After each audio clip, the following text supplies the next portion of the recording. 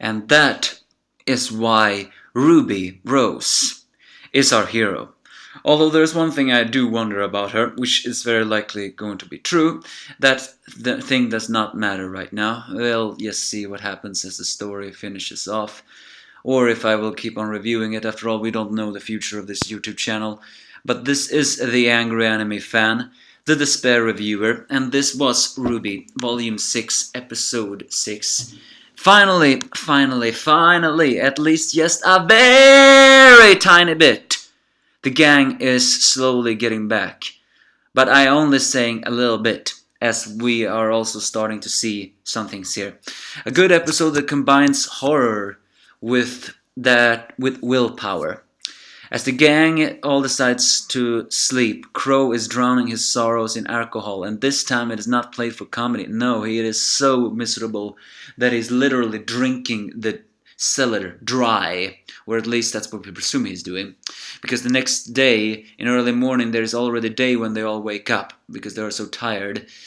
And indeed, they are all very tired. Everyone except Ruby begins to feel extremely monotone. Well, maybe not Maria, Cassandra, but they all begin to question this. They all begin to wonder, how is this really enough? Ruby doesn't like to hear what they are saying. But eventually even she begins to wonder. And as she considers dropping the lamp into the cellar, thinking that maybe Selm can find it, she sees a Grimm and startles her when she drops it into a well. It's during this time she actually snaps out of her despairing funk and says that she needs that lamp. But the rest of the three girls decides to follow with her, even though their very monotone-like expressions suggest that no, they don't want to. Because, the despair in them is growing. It's making them monotone and all saying they're feeling very tired.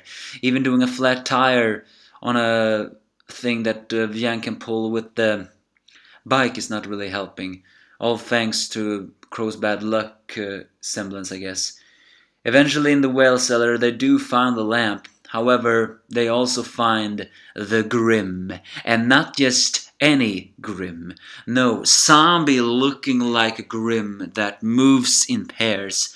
The gang tries to escape, but the more they escape, the more they feel like an emotional weight is getting on them. They feel like they cannot move, or more like they don't want to move. Maria managed to save them, but it's still not enough as they all fall into their knees in despair. But as Ruby sees Blake almost getting caught by the Grimm, she screams her name as her finally, after a very long while, or at least one volume, Ruby's silver eyes flash again and briefly startle the Grimm. Maria, and we also see for the first time Maria's sight through these, special goggles. She's mentioning that without them she cannot see. And now we see, that was a bad pun. It was not unintentional. What I meant to say is through Maria's goggles we can see the view that she sees. And it's only a view of gray, meaning that she cannot see color or anything else. So technically, while she can see the road, she is technically blind. And she approaches Ruby and begins to say, think of your family, or more likely, think of your loved ones, those that love you, those you care for, those that are mean to you. Focus. As Ruby does that, her eyes flare again, this time under more control, as more of the Grimm gets blasted away. And when they get blasted away, the gang suddenly get back on their feet as they knock open a locked door they found, which led to the cellar. The same cellar which triggered over there.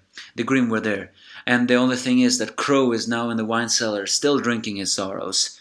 And they all decides to leave, but not before Wise does use some alcohol to set the cellar on fire, and with it probably the house as well. And Crow, while still drunk, do see the Grimm, and can only make a shocking face, revealing that he is supposed to be a senior huntsman. And yet in his self-pity, he drank so much that he didn't know that the Grimm were there. I hope Ruby slaps him in the face. It's about time for someone to snap him out of this despairing funk. He may say that he has done nothing good, but I think he failed to look at the bigger picture. If anything, he has done a lot of good. Yes, Salem may seem to be undefeatable, but he has trained RWBY. He has led Team RWBY to many true victories. He has defended the relics, and he also was there to fight for the city that they stayed in. And many things, when he saved RWBY, he has done a lot of good things more than he actually wants to admit. He just has to look at the bigger picture. The gang, thanks to Oscar giving them a spare tire, finally managed to go away. As Maria reveals, she knows what kind of Grimm that were, because she actually read a book.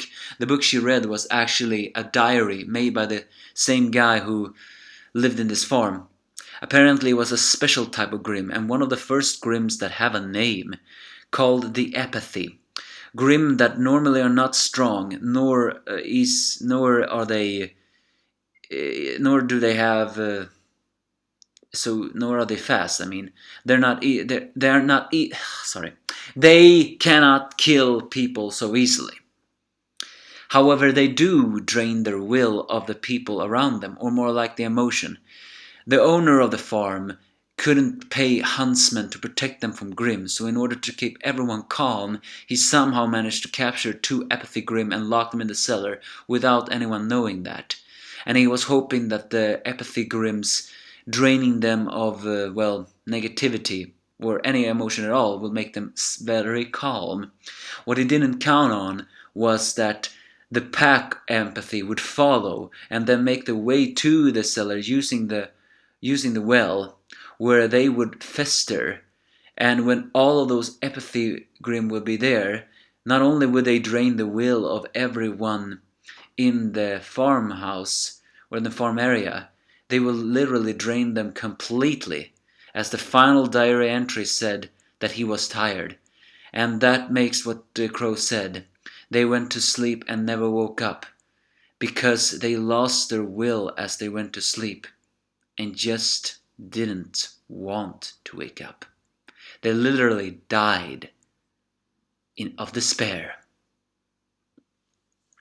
Truly is an episode that resonates with me. With the Apathy Grimm away, the gang are slowly getting back together as Wise apologizes for she actually wondered again it wasn't even any point to get to Atlas. Even Jang, the one who I've hated the most this volume, is actually also apologizing and realizing that they have to get to the Atlas to protect the relic. So can you finally all snap out of your despairing funk and fight? I don't care how undefeatable Salem is. You must fight. Actually, RWBY did something that I actually wanted her to do in this episode, although it wasn't completely. You know, I was really hoping that RWBY would be the one to make everyone snap out of their funk. Actually slapping Crow in the face and, just screaming at everyone, even Aspen a little bit, by saying that it doesn't matter, we are gonna fight. And she didn't do that. However, when she accidentally dropped the lamp in the well, she actually screamed to the others that she's not leaving without the map. She was the only one that managed to stand up. She is the key to all this. Don't break her, please, creators of RWBY. Although technically it was a creator, may he rest in peace, but the writers of RWBY. Don't break Ruby Rose. She is the key to hold everyone together. Perhaps that is too dangerous too. But I really hope that that everyone, including Osmond, can just fight. They are not allowed to give up. As the episode ends with the reveal that Maria did indeed know about the silver eyes that RWBY has, because she herself had that. And she even have battled the Grimm before. As Crow once said, the Silver Eyes warriors were feared by the Grimm. And as Hazel once said, they fought their kind before. Maria is a survivor of those fighters. It's not a surprise that she has silver eyes. In fact, I think we all could have agreed that we theorized on that one. The biggest clue was actually in the opening, where Maria looked at RWBY. And I guess this also foreshadowed the grim arms that took Crow down in the cellar. Yeah, so many foreshadowing is in the opening itself. Now the only foreshadowing left is John getting angry at Oscar, aka Aspen, for all the lies. So Maria did have silver eyes. I guess we're now gonna dive into the history of the Silver Eyes Warriors. Fight, Team RWBY. You're not allowed to give in to despair just yet. An excellent chapter. Scary episode, I mean. Scary, yes, but excellent. 9 out of 10 for me. Especially since RWBY was the only one who managed to have willpower. That gives me hope, and hope is the only thing that keeps us going. Although I'm not so very hopeful for my channel though. Give me your thoughts if you have any.